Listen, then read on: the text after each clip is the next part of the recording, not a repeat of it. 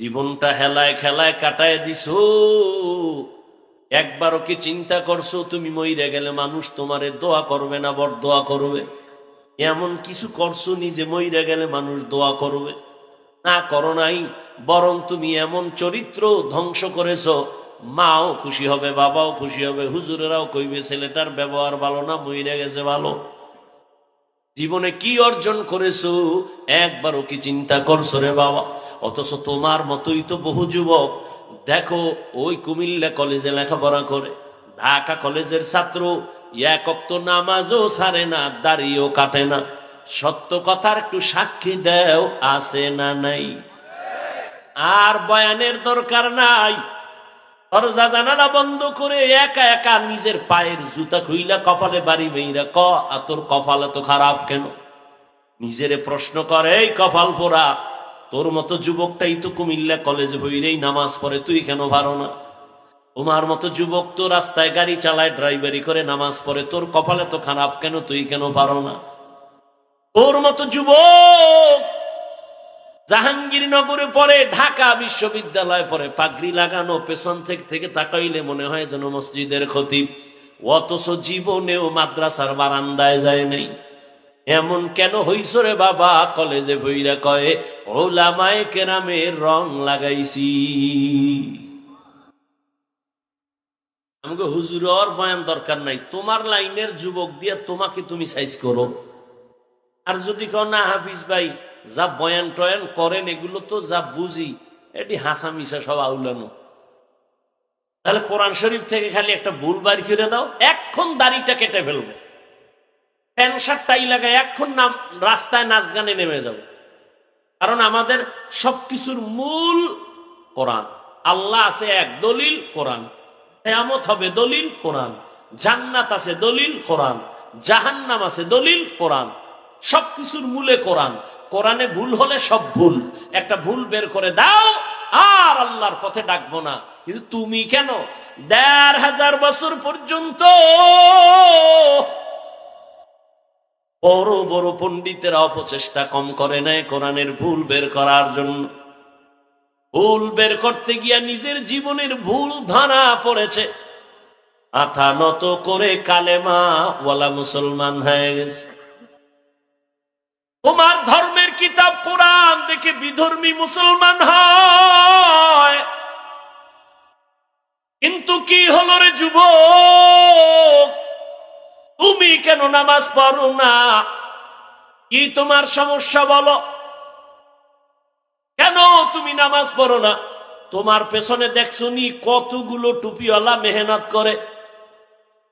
আবলিগলাদের মেহনত, পীর মাশায়েখের মেহনত, জুমার দিন খতিবের মেহনত, আমগো বক্তাদের মেহনত। হরকে বাসদ আমেলে সাল্লুমুদাম আতেশে দোজখ শাওয়াদ বরওয়ায়ে হারাম। আল্লাহর কাছে তো যেতে হবে, টাকা যাবে? কি নিয়ে যাবেন? হিসাব দুইটা, কি নিয়ে যাবেন আর রেখে যাবেন কি, আর কোনো হিসাব নেই। জীবনে এমন কোন আমল আছে যে আল্লাহর কাছে পেশ করা যাবে, আল্লাহ একটা আমল নিয়ে আসছে, এই ওসিলায় মাফ করো? নামাজ নাই, রোজা নাই, টুপি নাই, দাড়ি নাই, ইমান আমলের সব ভেতরে ভেজাল, ইবত শেকায়াত, মিথ্যা, গালাগালি নিয়া মনে হয় যেন একটা গুনার চাদরে জীবনটাকে আটকায় ফেলেছে। যুবক বাবারা, আপনারা অনেক দামি মানুষ, আমি বোকা মানুষ। অনেক সময় আপনারা ২-৩ জন এক জায়গায় বসে হুজুরগো বোকা বলেন, আর আমারে তো বোকা বলবেনই আরো আগে, কারণ আমার এলেম নাই, আমল নাই, কিচ্ছু নাই। প্রশ্ন করতে মনে চায় আপনাদেরকে, আমার এলেম নাই, আমল নাই, এ কথা আমি বারবার বলি এবং সত্য, এটাই সত্য কথা। আপনারা আসছেন কেন তাও আমি বুঝতেছি না। আপনারাও বলেন আমার এলেম নাই, কিচ্ছু নাই হাফিজ সাহেবের মধ্যে, আসছেন কেন? ভাবতেছি বৈশা বৈশা। কিসসা কাহিনীর ওয়াজ করি, তাও বলেন। তারপরও আসছেন কেন? ভাবেন তো, কত সুন্দর বয়ান করেছেন। এখানে অনেক আলোচক, শোয়েব আহমদ আশরাফি, মুফতি হাবিবুল্লাহ আরমানি পাকিস্তান, অত্যন্ত সুন্দর তথ্যবহুল পাকিস্তানি ভাষায় বক্তব্য দিয়েছেন। এরপরে আপনাদেরকে আনন্দ দেওয়ার মতো ব্যক্তি একজন শিল্পী কবির বিন সামাদ, আমার সাথে রাস্তায় দেখা হয়েছে, মদিনায় দেখা হয়েছিল, ওমরায়। কলিজা দিয়ে আমাকে শ্রদ্ধা করে, শুধু মোহাব্বত না। গাড়ি থামায় দেখা করছে, বললাম আরো পরে বয়ান করতো, অনেক দূরে চলে যাবে। আলহামদুলিল্লাহ অনেক বক্তব্য হয়েছে। এরপরও কেন আপনারা, এক তো কুয়াশা, পানি পড়তেছে, ঠান্ডা, নিচের বিছানাও কোয়ালিটির বাইরে, এরপরও বসে আছেন। 100 জন লোক থাকলে ওখানে 99টা যুবক বসা। ঢুকার সময় কিন্তু বহু বয়ান কানে আসছে, তারা আমারে খুব ভালোবাসে, অনেক সুন্দর সুন্দর আওয়াজ দিছে আরে মোহব্বত কইরা, আমি এই দোষ, আমি এই খারাপ, ওই খারাপ, এর বয়ান শুনে লাভ কি? বহু বন্ধুরা রাস্তায় দাঁড়ায় দাঁড়ায় আমার খুব বয়ান দিছে, আমি গাড়ির ভিতরে বইয়া দোয়া করছি, আল্লাহ এরকম একটা যুবক হেদায়েত পাইলে তো আমি জান্নাত পেয়ে যাব, আমার আর কিছু দরকার নেই।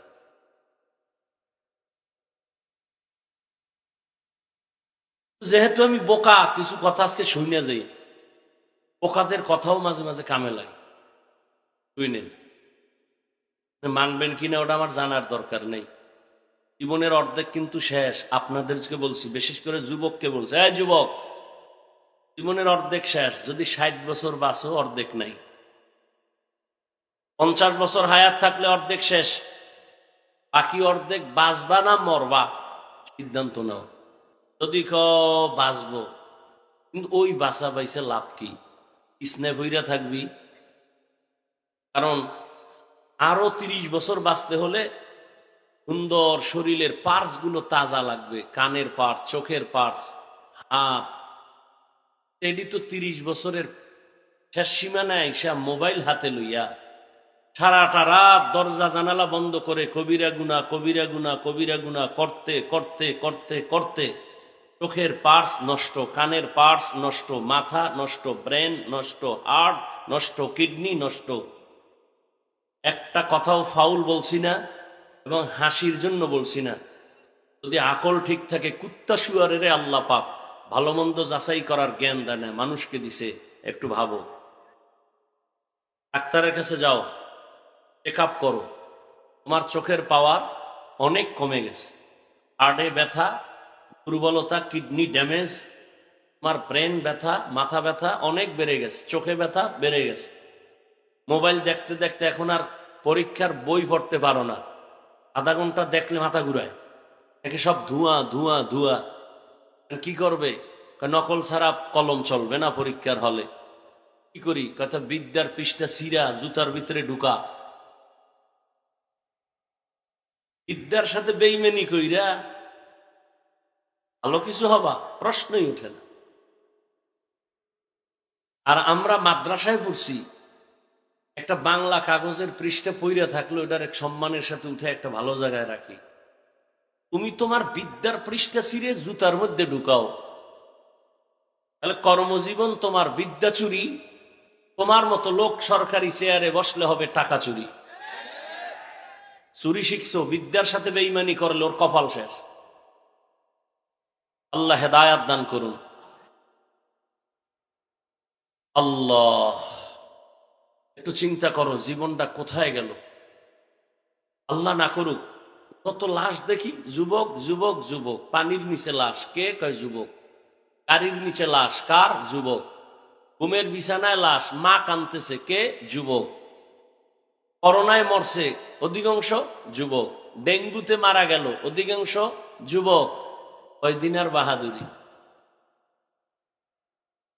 আমি এখানে তোমাকে হুজুর বানাইতে আসি নাই, যুবককে বলছি। আমি পাঁচকল্লি মাথায় দিছি, একবারও বলবো না তুমি পাস করলি দাও, নাইলে কপাল শেষ।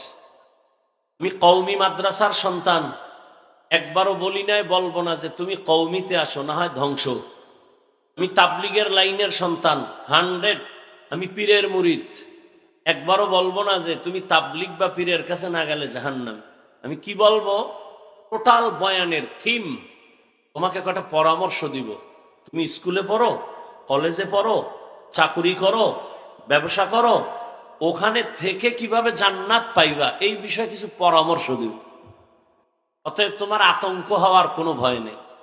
খোলামেলা গ্রামের ভাষায় সহজ কথায় কিছু কথা বলবো। উচ্চাঙ্গের ভাষাও জানি না, সেই তথ্যবহুল আলোচনাও আমি জানি না, তাফসীর তো জানিই না। সুযোগ পাইলে দুই একটা কেচ্ছা কাহিনী শুনাবো, কারণ আমার নাম যেহেতু এই নামে প্রসিদ্ধ, দুই একটা কেচ্ছা শুনাই। তবে ভয় নাই, সোনা বন্ধের গান শুনাইয়া তোমাদের হাসাবো না। আমরা দুই একটা কেচ্ছা কাহিনী কোরআন হাদিস এবং এর বাইরেও যদি শুনাই, তাদের কেচ্ছাই শোনাবো যেগুলো শুনলে চোখে পানি আসবে, দিল নরম হবে।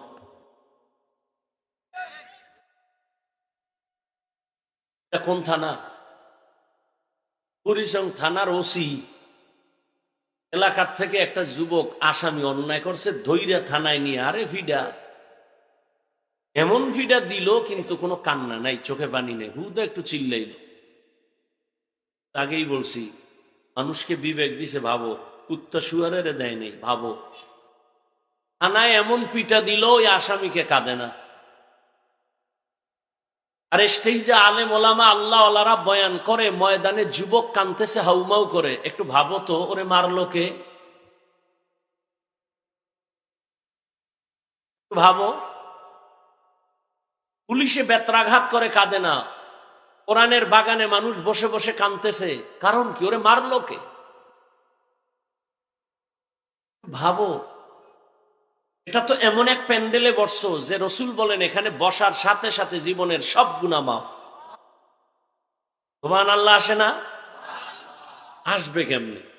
সাফার জোরে না দাবি করো আমি রসুলের আশেক, ফজর নাই, জোহর নাই, আসর নাই, মাগরিব নাই, এশা নাই, সারাদিন জবানে মিথ্যা, গীবত, খাও গাঞ্জা, টানো বিড়ি।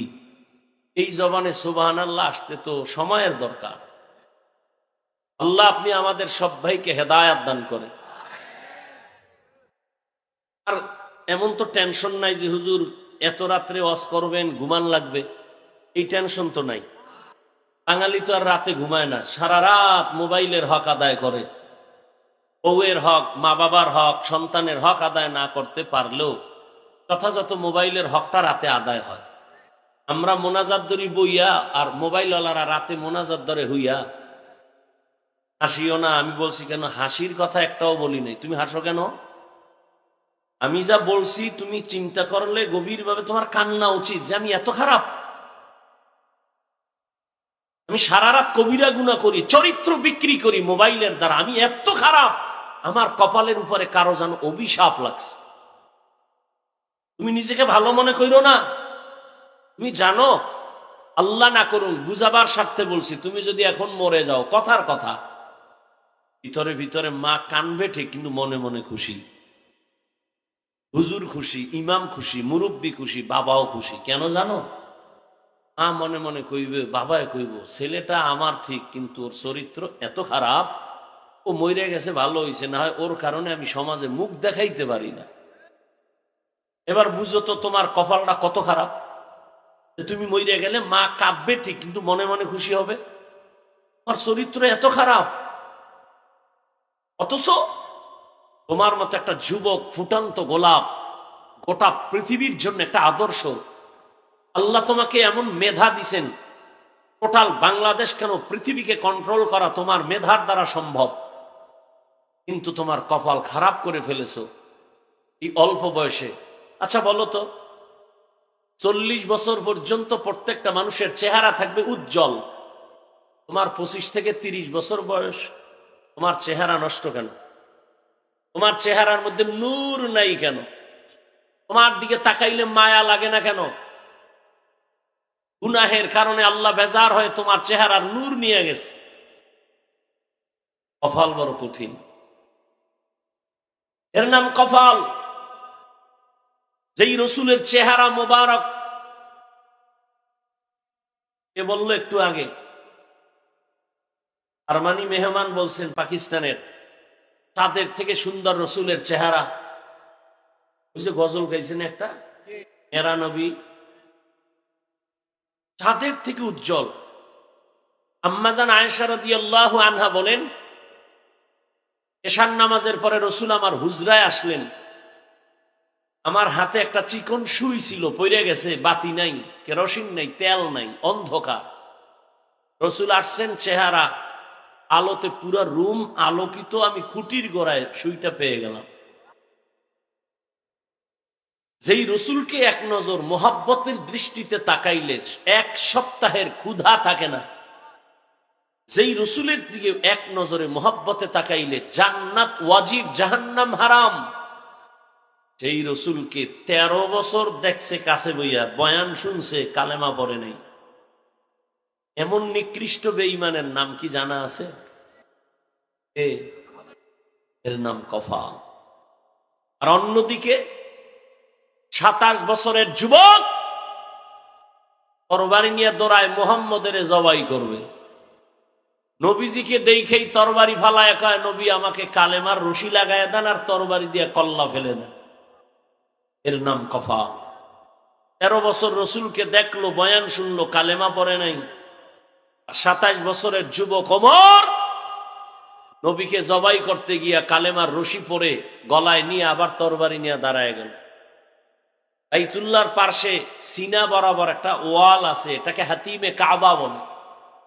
মূলত ওই চারকোনার ঘর, এটাও এর অংশই। রসুলের 30 বছর বয়সে কাবা নতুন ভাবে উঠাইতেছিলেন। কুরাইশ বংশের লোকেরা হালাল টাকা দিয়া এই পরিমাণ টাকা দিছে, ওই পরিমাণ টাকায় এই সিনা বরাবরের অংশ সহ দেওয়াল উঠে না, এজন্য একটু বাদ দিয়া ওই বাকি অংশ করে ফেলাইছে। এটাকে হাতিমে কাবা বলে।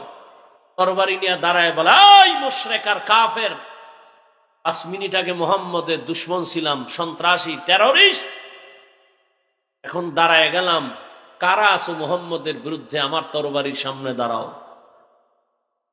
মুহাম্মদের প্রয়োজন নাই, আমার তরবারি ফয়সালা করবে, আসো। 39 জন মুসলমান তখন রসুলের সামনে গোপনে ইবাদত করে। 40 নম্বর মুসলমান 27 বছরের যুবক ওমর। ওদিকে 11 জন মহিলা মাত্র মুসলমান। মুশরিকরা কি কয়, মুহাম্মদের কাছে যাইতে মনে চায়, কিন্তু কেমনে যাই? ওর ডানে বামে চারদিকে গরিব পুরুষ মানুষ, এরা আইসা পুরো আটকায় রইছে। আমরা সম্ভ্রান্ত পরিবারের মানুষ, আমরা কেমনে যাই? প্রেস্টিজ নষ্ট হয়, সম্মান থাকে। বরিশালে বলে, না খাওয়ার বাহানা ভাজা মাছের ঝোল। কথা আছে, খাইতে চায় না, ভাজা মাছের ঝোল দাও, মানে না খাওয়ার একটা বাহানা। আলেমা তো পড়বে না, মুহাম্মাদের উপর হুদ দোষ চাপায়। আবু জাহিল্লা হাতের মুষ্টিতে পাথর লয়, এই বাতিজা বলতে পারো কি আছে? নবী বলে, পারি না। পারলে কি হবে? আমি এখন নবী মানবো, কালেমা পড়ব। নবী বলে, আমি বলতে পারবো না। কেন পারো না বাতিজা? নবী বলেন, আমি তো গাইবের মালিক না, গাইবের মালিক তো আল্লাহ। তবে আমি এতটুকু বলি, এই হাতের মুষ্টিতে যা আসো একটু আওয়াজ দাও তো। তখন নবী কথা বলছেন, পাথরগুলো কালিমায় শাহাদাত পড়তে শুরু করলো। আবু জাহিল্লা পাথর মাটিতে ফালায়, কয় ভাতিজা জাদুকর, এটা ভাবি নেই। এর নাম কফা। আল্লাহ হেদায়াত দান করুন।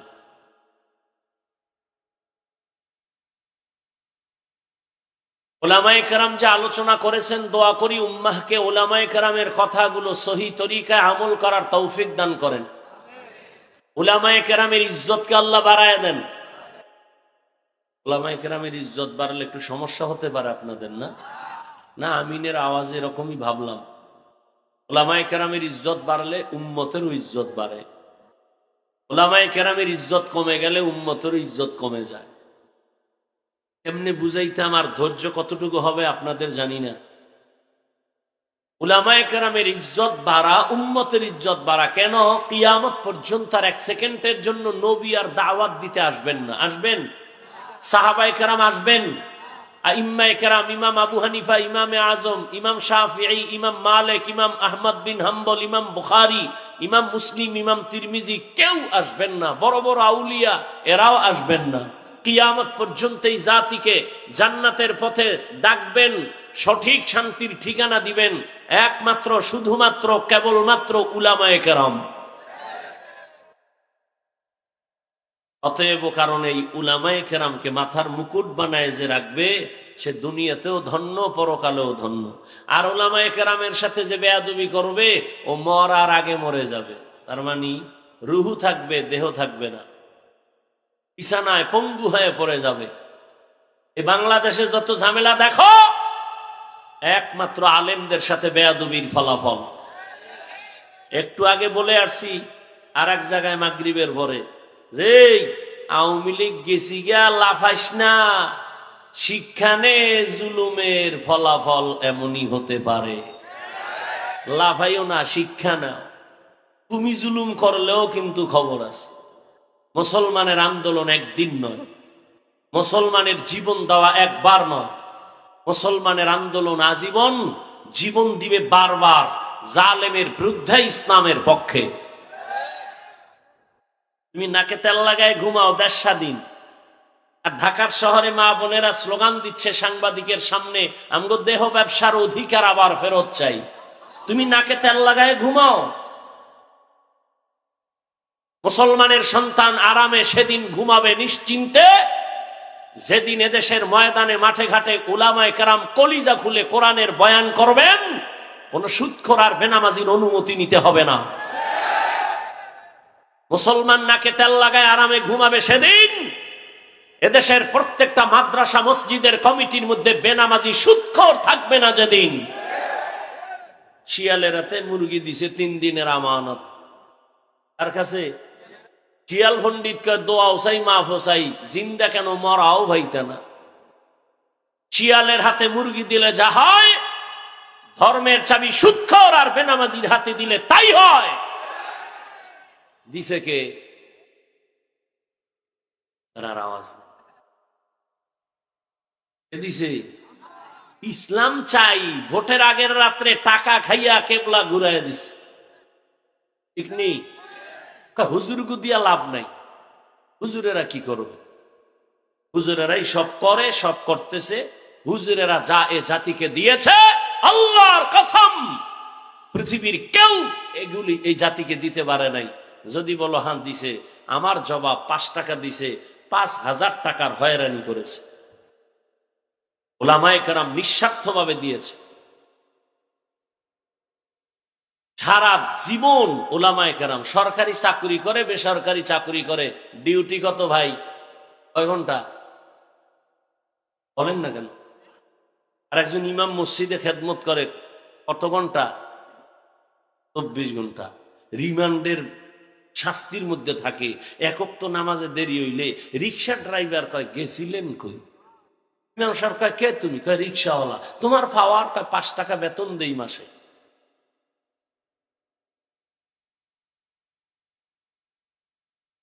হায় হায়, আল্লাহ আমাকে আপনাদের সবাইকে হেদায়াত দান করে। ইয়া আইয়ুহাল্লাযীনা আমানুস্তাঈনু বিস-সাবরি ওয়াস-সালাহ ইন্নাল্লাহা মা'আস-সাবিরিন। আল্লাহ বলেন, হে মুমিন, তোমরা সাহায্য প্রার্থনা করো সবর ও সালাতের মাধ্যমে। নিশ্চয়ই আল্লাহ পাক রব্বুল আলামিন সাবিরিনদের সাথেই থাকবেন। রহমতের নবী বলেন, মাইয়ুরিদিল্লাহু বিহি খাইরান ইউসিব মিন। আল্লাহ যাকে বেশি আদর করেন, মায়া করেন, দয়াময় আল্লাহ তাকে মুসিবতের দ্বারা পরীক্ষা নিবেন। তাহলে মুসিবত আসা একটা নেয়ামত, তার জন্য, মুমিনের জন্য। আচ্ছা, আপনারা ক্ষুধা লাগছে মনে হয় বেশি, বাদাম 2-1 ঘন্টা না খাইলে মরবেন। মরবেন?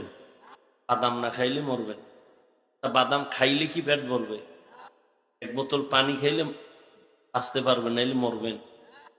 বেহেশতের বাগানে এগুলি কেন? এই জন্য ওয়াজ বাড়ছে, হেদায়েতের কথা শুনল। এখানে কেন আপনি খাইতে হবে? খাওয়ার জন্য দোকানওয়ালারা বয়ে দিছে, এখানে যান। ওয়াজ উপলক্ষে বিশাল মার্কেট। কিসের দোকান? কয় বেলুন। বিশাল এক বেলুন কিনছে, মোনাজাতের ঘর বাড়ি যে এটার কান্দে লয়ে ঝুলাই। ওকে কি নিয়ে আইছো? যে মোনাজাতে বেলুন কবুল হয়ে গেছে। হাসেন।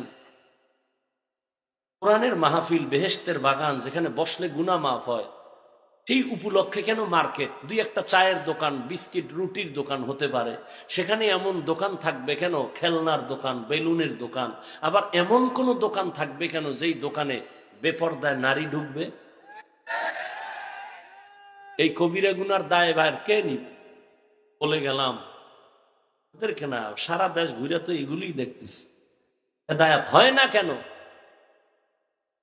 কারণ কি?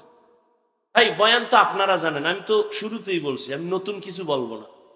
মিথ্যা বলা হারাম, গালি দেওয়া হারাম, গীবত করা হারাম, মরা ভাইয়ের গোস্ত খাওয়ার সমান, জিনার থেকেও বেশি মারাত্মক গীবত। বলি জানেন না? বয়ান তো এগুলি করুন, বাইরে তো কিছু না।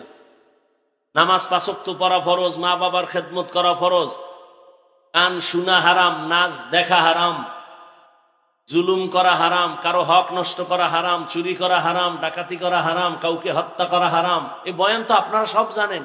শুধু কি তাই, আমরা এরা যারা বসছি সবাই মুসলমান। আপনার আল্লাহ আমার আল্লাহ এক না আলাদা? আপনাদের নবী আমার নবী, সত্য কথাটা মানেন আর না মানেন, অন্তত একটু স্বীকার করেন। আপনার নবী আমার নবী, আপনার আমার কোরআন, আপনার হাদিস আমার হাদিস, দুনিয়াতে আসছি সিস্টেম এক। আপনার ধর্ম আমার ধর্ম, কালেমা, কাবা সব এক। দুনিয়াতে আসছি সিস্টেম এক। না কুমিল্লাওয়ালারা লঙ্গি ভইরে জন্ম নিছে? সব এক। বিদায়বেলা কাফনের সংখ্যা হবে ৩টা, মহিলাদের 5টা। বক্তা হিসাবে একটা কাফন সম্মানে কেউ বাড়াবে না, গরিব হিসাবে কেউ একটা কাফন কমাবে না। কালার হবে আলাদা, কালারও এক। কাফনের উপরে লেখা থাকবে বড় হুজুরের লাশ, লেখা থাকবে এটা কোটিপতির লাশ। ভাব কেন? আজকে আমি বক্তা বক্তা ভাব, তুমি ক্ষমতা টাকার ভাব। এইভাবে কি হবে? সাদা কাফনে ঢুকলে সব বাহাদুরি শেষ। কবরের সাইজও হবে এক, কবরে প্রশ্ন হবে 3টা, তাও এক। রবের পরিচয় দাও, ধর্মের পরিচয় দাও, রাহমাতুল লিল আলামিনের পরিচয় দাও। রহমতের নবী বলেন, এই 3টা প্রশ্নের জবাব যারা দিয়া দিবেন তাদের কবর হবে রওজাতুম মির রিয়াজিল জান্নাহ।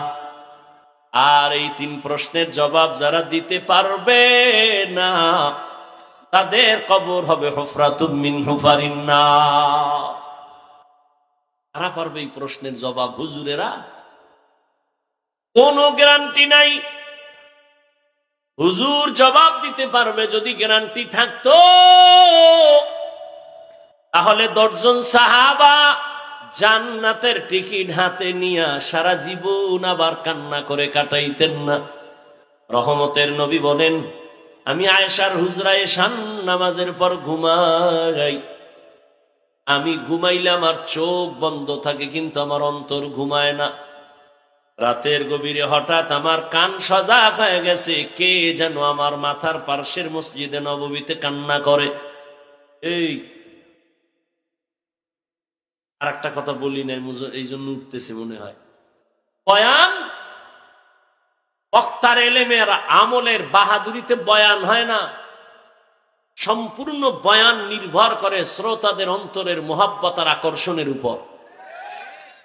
জানি না এখানে আপনাদের অন্তরের কি অবস্থা। আমি আল্লাহকে ভরসা কইরা বসছি, কারণ নিজেরে ছোট মনে কইরা বসলে বরকত হয়। আর আল্লাহ আমার মনে হয় এই জন্য ছোট বানায় রাখছে।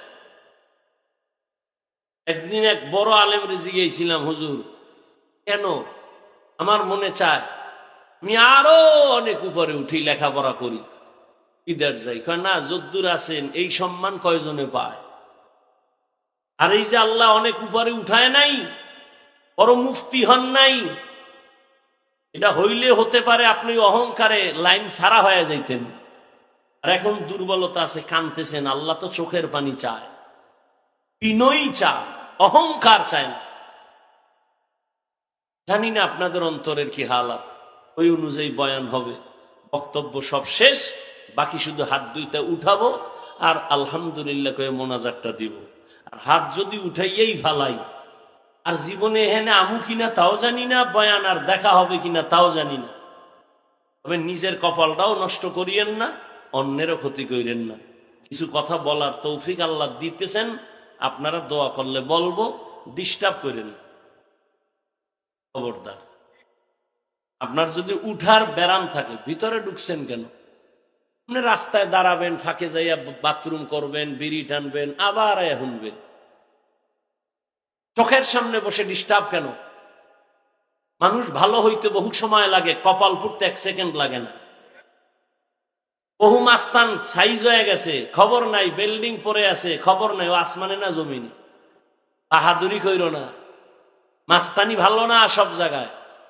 বহু মাস্তান রাস্তায় কাইতে ঠ্যাং ভেঙ্গা ঘরে বয়ে রইছে। বহু রাস্তায় পাগল দেখছি, পাগল ইংলিশে টকিং করে কিন্তু অস্ত্র অর্ধেক, আরবিতে কথা বলতেছে খুব দ্রুত কিন্তু শরীরের পোশাক অর্ধেক। পাগল। ভাবলাম কারণ কি? পাগল আবার ইংরেজি শিখছিনি কোথাও গিয়া? জবাব আসলো অন্তর থেকে, না। তাহলে এই ছেলেটা স্কুল কলেজের ভালো একটা স্টুডেন্ট ছিল, শিক্ষকের সাথে না হয়, মা বাবার সাথে না হয়, কোনো মুরব্বীর সাথে বেয়াদবি করে পাগল হয়ে গেছে। মাদ্রাসার কোনো ভালো ছাত্র ছিল, বেয়াদবি চূড়ান্ত পর্যায়ে করার কারণে আল্লাহ ওরে পাগল বানাই দিছে। পাগল বানাইতে কি বেটা তোরে আলাদা মেডিসিন লাগে? ব্রেনের একটা তার আউলে গেছে, সব শেষ, কিচ্ছু লাগবে না। ঘুমের থেকে উঠে দেখবি দুনিয়া পুরাটা অন্ধকার। মাকে বলবি, আম্মু আমি তো চোখে ঝাপসা দেখি। কি হইল? আম্মু কান্না করে, আর মাওলায় না দিলে আর হবে না।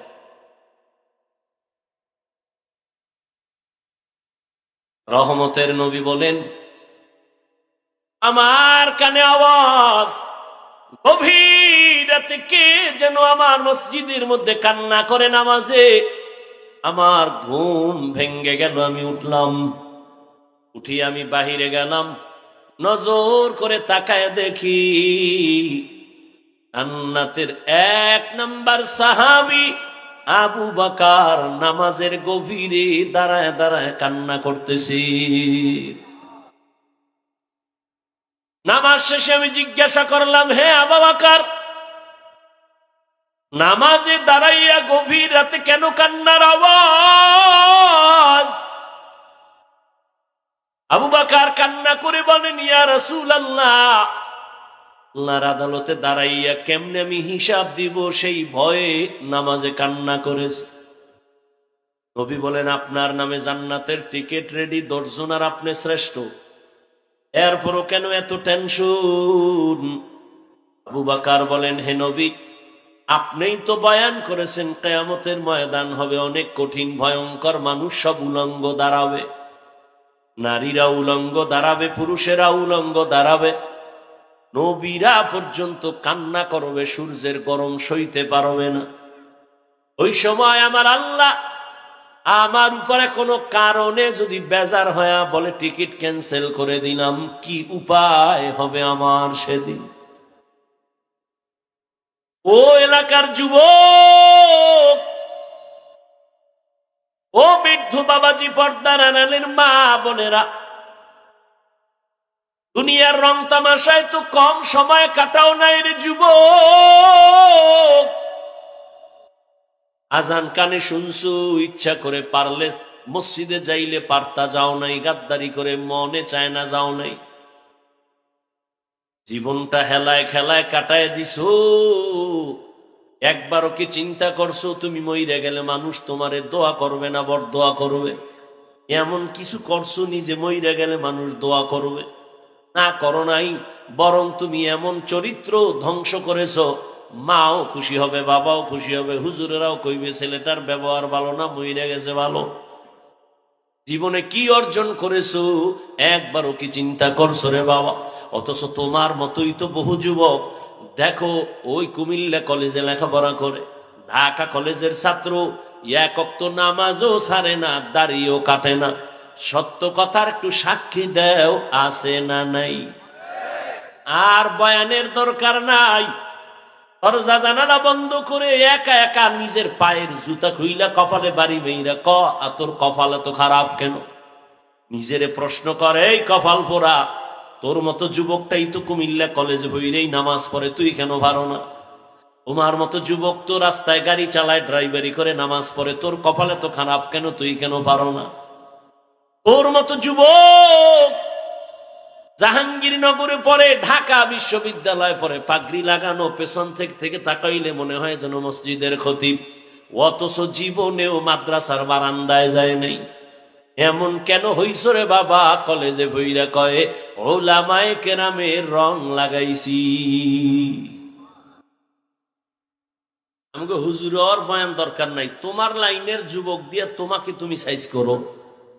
আর যদি কও না হাফিজ ভাই যা বয়ান টয়ান করেন এগুলো তো যা বুঝি এটি হাসা মিশা সব আউলানো, তাহলে কোরআন শরীফ থেকে খালি একটা ভুল বার করে দাও, এখন দাড়িটা কেটে ফেলবো, প্যান্ট শার্ট টাই লাগায় এখন নাম রাস্তায় নাচ গানে নেমে যাব। কারণ আমাদের সবকিছুর মূল কোরআন। আল্লাহ আছে এক, দলিল কোরআন। কিয়ামত হবে দলিল কোরআন। জান্নাত আছে দলিল কোরআন। জাহান্নাম আছে দলিল কোরআন। সবকিছুর মূলে কোরআন। কোরআনে ভুল হলে সব ভুল, একটা ভুল বের করে দাও আর আল্লাহর পথে ডাকবো না। কিন্তু তুমি কেন ১৫০০ বছর পর্যন্ত বড় বড় পণ্ডিতেরা অপচেষ্টা কম করে নেয় কোরআনের ভুল বের করার জন্য। ভুল বের করতে গিয়া নিজের জীবনের ভুল ধরা পড়েছে, মাথা নত করে কালেমা ওয়ালা মুসলমান হয়ে গেছে। তোমার ধর্মের কিতাব কোরআন দেখে বিধর্মী মুসলমান হয়, কিন্তু কি হলো রে যুবক, তুমি কেন নামাজ পড়ো না? কি তোমার সমস্যা বলো? কেন তুমি নামাজ পড়ো না? তোমার পেছনে দেখছো নি কতগুলো টুপিওয়ালা মেহনত করে? তাবলীগওয়ালাদের মেহনত, পীর মাশায়েখের মেহনত, জুমার দিন খতিবের মেহনত, আমগো বক্তাদের মেহনত।